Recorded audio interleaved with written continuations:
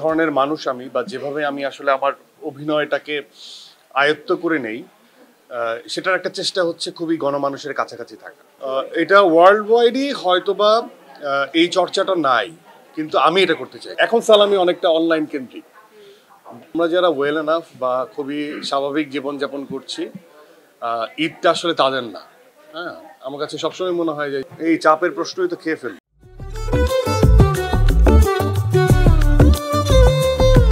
আমার মনে হয় যে কেউ না কেউ আমরা আসলে সবাই কোনো না কোনো জায়গায় আমাদের আমাদের একটা না একটা দাগ আছে। আমরা কেউ দাগহীন না, মানে কোনো না কোনো ভাবে আমরা, আমি যদি এটা মেটাফর হিসেবে বলতে চাই, যে আমরা কোনো না কোনো ভাবে কোনো না কোনো কারো পয়েন্ট অফ ভিউ থেকে দাগি।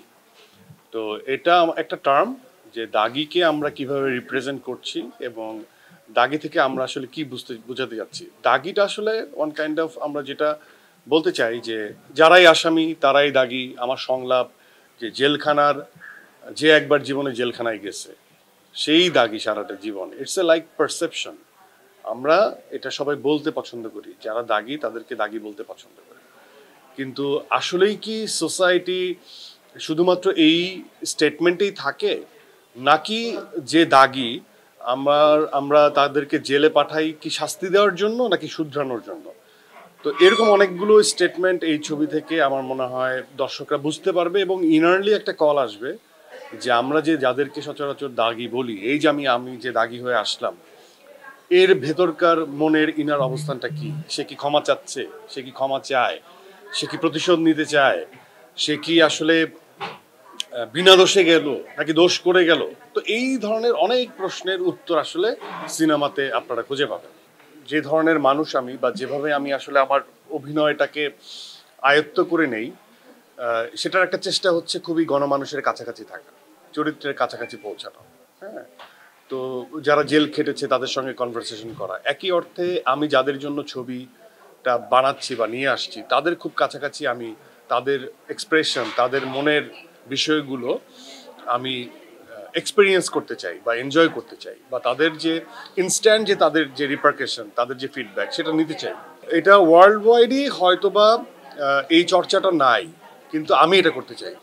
এবং গ্লোবালি এখন অনেক তারকারাই অডিয়েন্সের সাথে ডিরেক্ট কমিউনিকেশন করে, যেটা আসলে একটা, আমি আমার চোখে এটা মিথ ছিল যে অডিয়েন্সের সাথে ডিরেক্ট কমিউনিকেশন করাটা যাবে না, তোমাকে এই জায়গায় এক্সক্লুসিভ থাকতে হবে। কিন্তু আমার কাছে মনে হয় যে অডিয়েন্সের সাথে, যেখানে আমি গণমানুষের খুব কাছাকাছি যে অভিনয়টাকে অবজারভেশন দিয়ে তৈরি করছি, সেখানে আমার তাদের কাছাকাছি পৌঁছানোটাও এটা আমার দায়িত্ব। বিভ্রান্ত হওয়ার কিছু নাই এই জন্য যে সেখানে পুলিশের পোশাকও খুব প্রপার ছিল না, সেখানে আমার দুজন প্রডিউসার দুজন উপস্থিত ছিলেন এবং আমরা আসলে খুব বেশি, আমরা একটা এরিনার ভেতরে এই নাটক বা নাটকীয়তাটার যোগান দিয়েছি, পাবলিক প্লেসে আমরা করি নাই। 786 আমরা সবাই জানি এটা 786 এটা ধারা না, 786 একটা মিনিং আছে, তাই না?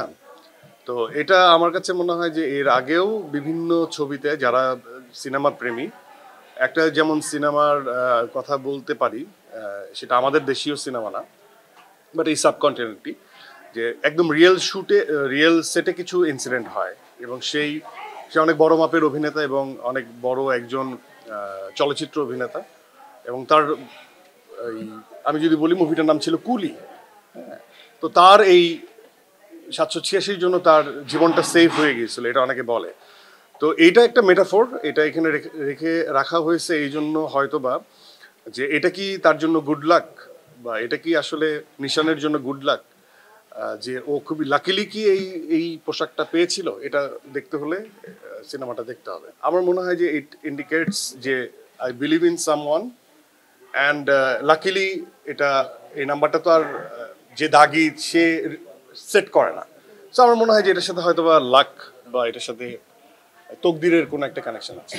এটা অনেক ডিটেলস, অনেকক্ষণ ধরে বলতে হবে, এটা একদমই স্বল্প পরিসরে বলে। হ্যাঁ, অবশ্যই প্রত্যেকটা চরিত্র যারাই আমরা করি, যারা আমরা চরিত্র অভিনেতা বা ক্যারেক্টার পোর্ট্রে করতে ইন্টারেস্টেড ফিল করি, এটা খুবই স্বাভাবিক এবং সেই সাধারণ একজন মানুষের গল্প, যে খুব সুপার ন্যাচারাল কোনো শক্তিমান মানুষ না, যার জীবনে থ্রেট আছে, যার জীবনে আশঙ্কা আছে, যার জীবনে হাসি আছে, এমন না যে সে থ্রেটলেস, তার জীবনে কোনো থ্রেটই নাই, সে এক দফায় অনেক মানুষ মেরে ফেলতে পারে না, সে একদমই আমার পাশের বাড়ির ছেলেটা, একদমই বাস্তবিক জায়গা থেকে গল্প নির্ভর একটা ছবি। সো আমার কাছে এই গণমানুষের এই চরিত্রগুলোকে নিয়ে স্টাডি করতে হয়েছে, একদমই সিম্পল যে মানুষ, তাদের মনের ভিতরে কি চলে, তাদের রিলেশনশিপটা কেমন, এরকম একটা গল্প।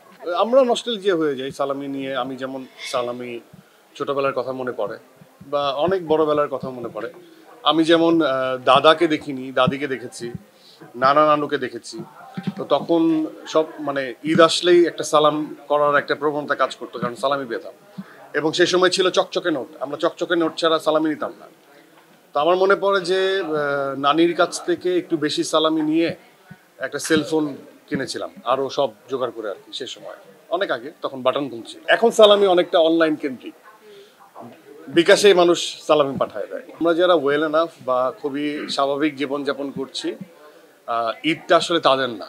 হ্যাঁ, আমার কাছে সবসময় মনে হয় যে যারা হতদরিদ্র, যাদের 3 বেলার খাবার জুটছে না, ঈদটা, কারণ আমরা যারা ওয়েল এনাফ তারা প্রতিদিনই শপিং করতে পারি, প্রয়োজনীয় জিনিস কিনে ফেলতে পারি। আমার কাছে ঈদটা মনে হয় তাদের জন্য।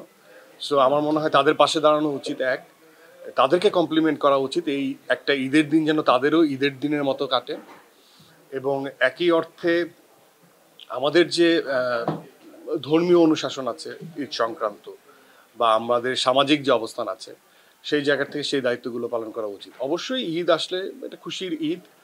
আমার কাছে মনে হয় যে সেটা ঘুমবে, আমি ঘুমাতে পছন্দ করি। আমার কাছে মনে হয় সেদিন আমি গাড়ি চালাই, রাস্তা ফাঁকা, হ্যাঁ, এই যানজট না আসুক, এই ধরনের আমার কিছু নিজস্বতা আছে। আর আমার কাছে মনে হয় যে এই ঈদটা হচ্ছে যেমন এই 3 বেলা মানুষ তাদের হয়ে উঠুক, মানে ঈদের আমেজটা তাদের হয়ে উঠুক অনেক সুন্দর।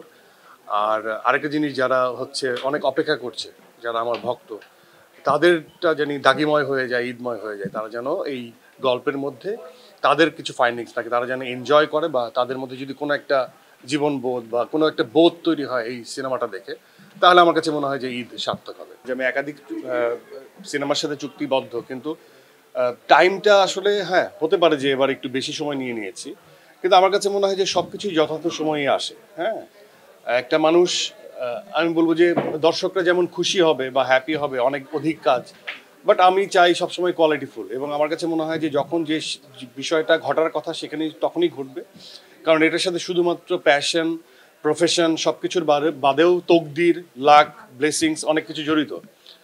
আর আমার মনে হয় যে একটা একটা প্রপার সময় লাগে, এবং আমি সেই সময়টা নিতে চাই। আর আমার কাছে সবকিছুই ঠিকঠাক মনে হয়, সবকিছুই খুব পজিটিভ মনে হয়। মানে এর আগেও বলছি যে চাপ থাকলে তো আমরা সিনেমা বানাতেই পারবো না। এবং যারাই আসবে, যারাই বড় সিনেমা ছোট সিনেমা বলে কোনো কিছু নেই, সিনেমা সিনেমাই। এবং প্রত্যেকেই খুব শ্রম দিয়ে কষ্ট করে এই কাজটা করেছে, কারণ এটা কালেকটিভ আর্ট ওয়ার্ক। সো এই মাধ্যমে যারাই আসবে, যারাই মুক্তি দিচ্ছে, তাদের সকলের জন্য শুভকামনা এবং বেস্ট উইশেস। সবার ছবি, প্রত্যাশাটা তো সবসময়ই, আমি কি বলবো, আমার প্রত্যাশাটা কি থাকবে, এটা আই এম লুকিং ফরওয়ার্ড, এবং সবসময় এটা পজিটিভ।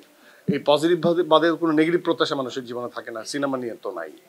কারণ আমাদের সবাই অনেক শ্রম দিয়েছে, ডিরেক্টর থেকে শুরু করে কলাকুশলী সবাই, এবং সবারই প্রত্যাশার যে জায়গাটা অনেক বড়। যারাই আমরা সিনেমা প্রেমী আছি, বা যারা দর্শক যারা আছে, অডিয়েন্সের কাতারে যারা আছে, আমি বলবো যে প্রত্যেকটা সিনেমাই আসলে জনরা আলাদা। বাইরের কান্ট্রিতে আমরা কেন বিভিন্ন হলে যে বিভিন্ন ধরনের ছবি এক্সপিরিয়েন্স করি, কারণ জনরা আলাদা। একটা হয়তো বা ফ্যামিলি ড্রামা, আরেকটা হয়তো বা অ্যাকশন ওরিয়েন্টেড ড্রামা, আরেকটা হয়তো বা থ্রিল বেসড কোনো একটা মুভি। তো আমার মনে হয় যে এটা খুবই এমন না যে একটা ছবি দেখলে আরেকটা ছবি দেখা যাবে না। আমার কাছে মনে হয় যে সবার সুন্দর মতো ঈদে সবাই যেমন আমরা প্রত্যেকটা ছবি আমরা এক্সপিরিয়েন্স করবো। আমার দর্শকের প্রতি তো সেটাই আমার আহ্বান থাকবে।